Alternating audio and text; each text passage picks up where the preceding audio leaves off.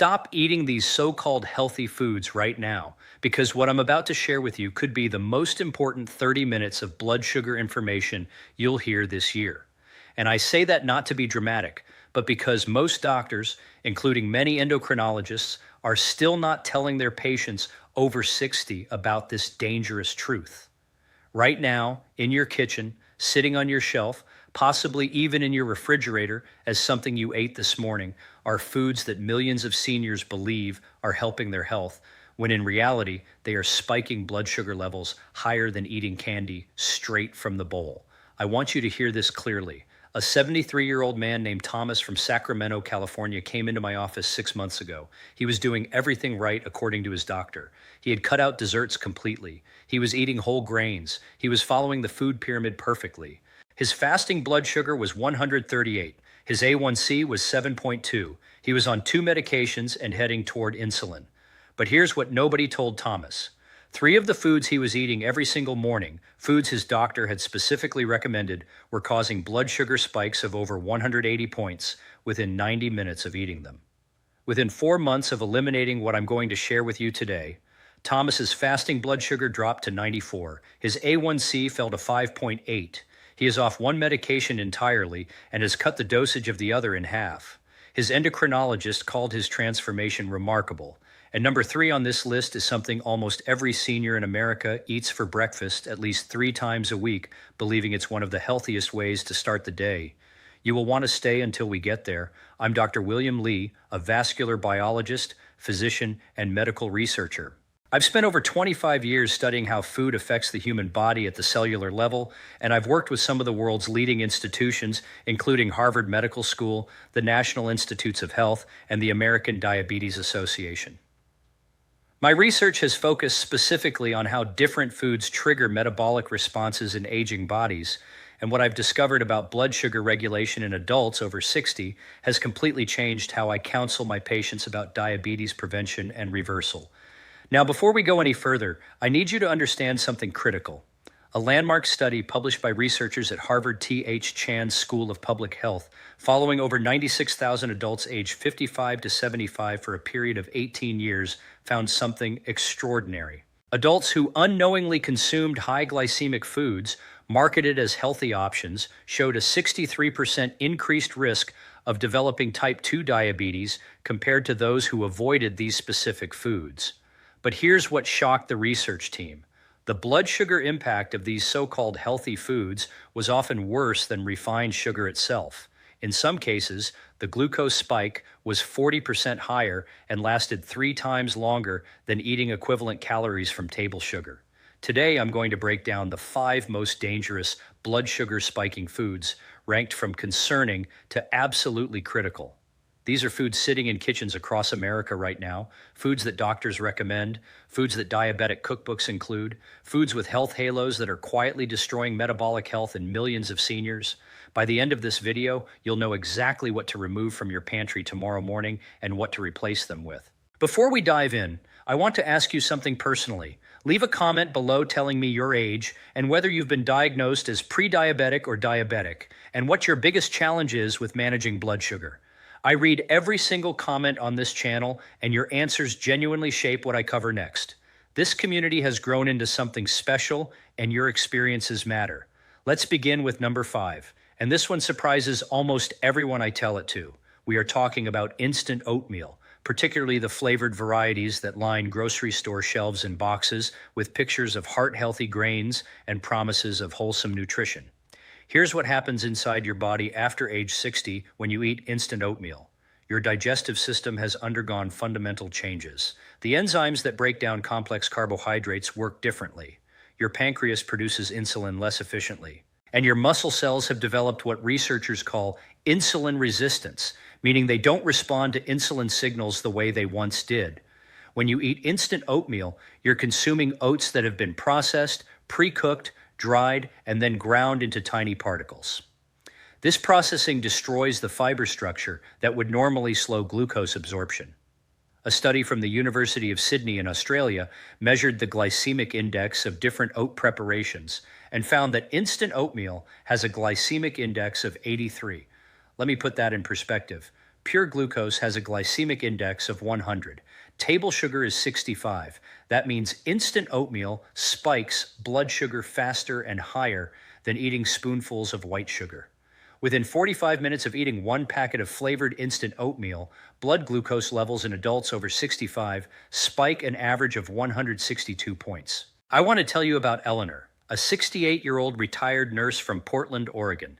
Eleanor came to me with fasting blood sugar of 129 and terrible energy crashes every morning around 10 a.m.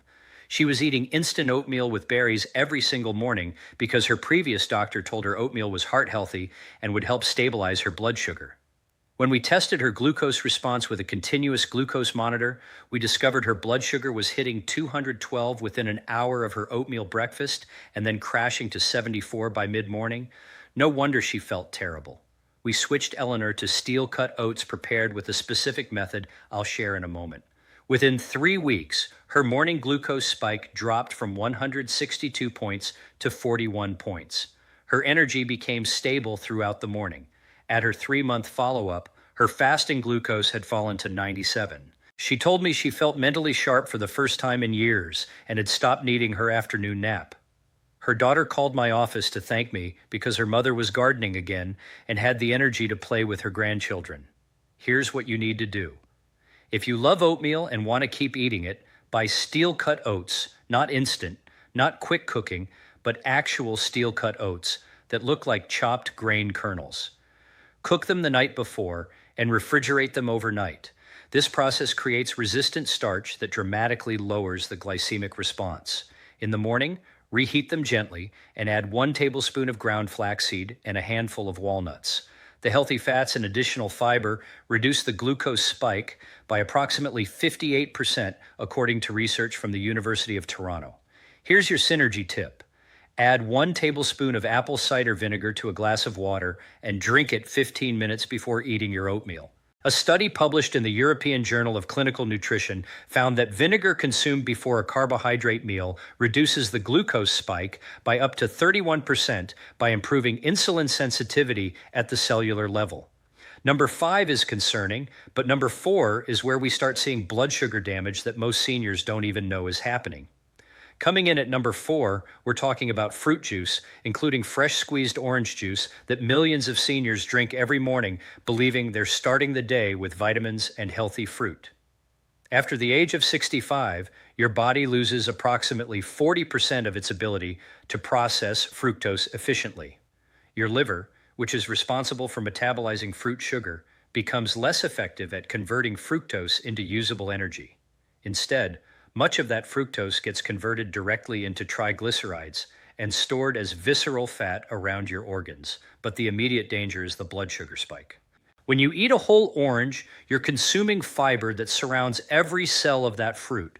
That fiber slows the release of sugar into your bloodstream, but when you juice that orange, you're removing all the fiber and concentrating the sugar. 1 glass of orange juice contains the sugar from 4 to 5 oranges with none of the protective fiber.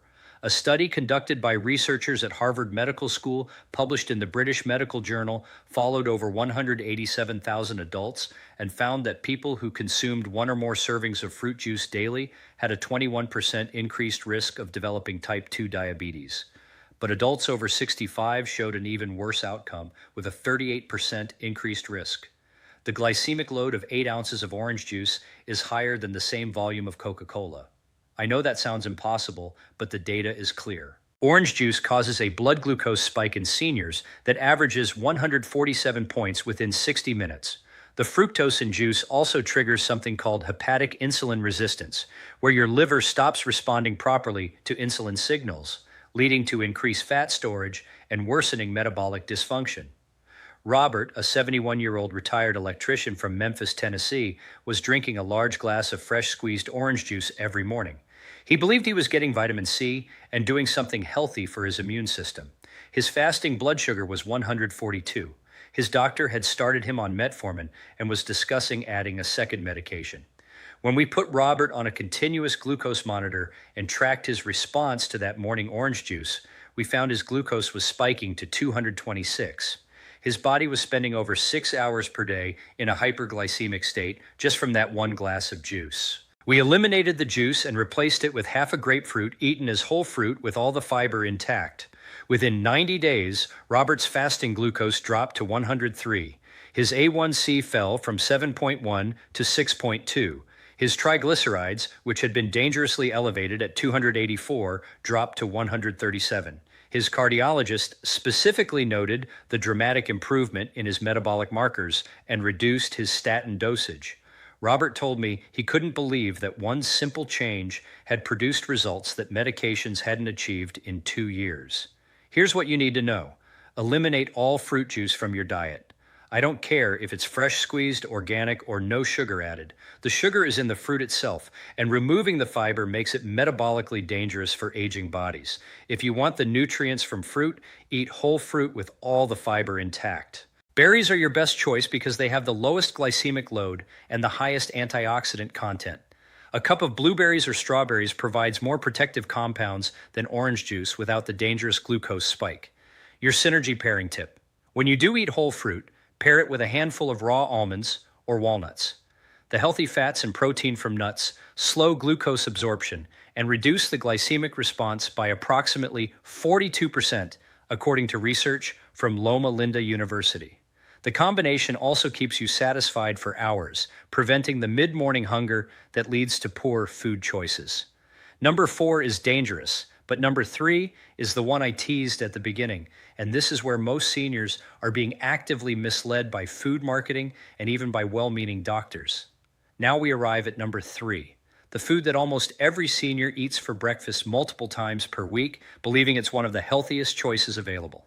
We are talking about whole wheat bread and whole grain bread products that carry labels promising heart health and fiber. Here's the truth that the grain industry does not want you to know.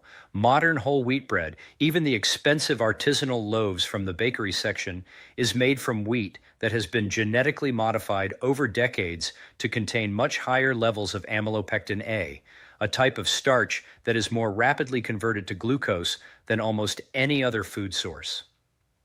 A study from the University of Toronto tested the glycemic index of 14 different types of whole wheat bread and found that 12 of them had a glycemic index above 72. White bread has a glycemic index of 75. The difference is negligible, but here's where it gets worse for adults over 65. After age 60, your body produces significantly less amylase, the enzyme responsible for breaking down complex starches. This means when you eat bread, even whole grain bread, your digestive system struggles to process it efficiently. The bread sits in your stomach longer, then releases a flood of glucose when it finally does break down. Research published in the Journal of the American Medical Association found that seniors who consumed 2 or more servings of whole grain bread daily showed blood sugar spikes averaging 173 points after meals and had A1C levels 0.6 higher than those who avoided bread entirely. The wheat used in modern bread also contains compounds that trigger inflammation and insulin resistance. Gliadin, a component of wheat gluten, has been shown to increase intestinal permeability, allowing partially digested food proteins into the bloodstream, where they trigger immune responses and worsen insulin resistance. After 70, your gut lining has already thinned by approximately 35% compared to younger adults. Eating wheat accelerates this deterioration. Let me tell you about Margaret, a 76-year-old retired school principal from Columbus, Ohio. Margaret was eating 2 slices of whole wheat toast every morning with natural peanut butter, exactly what her diabetic nutritionist had recommended. She was also having a whole wheat sandwich for lunch most days. Her blood sugar was poorly controlled despite 2 medications. Her fasting glucose ranged from 138 to 154.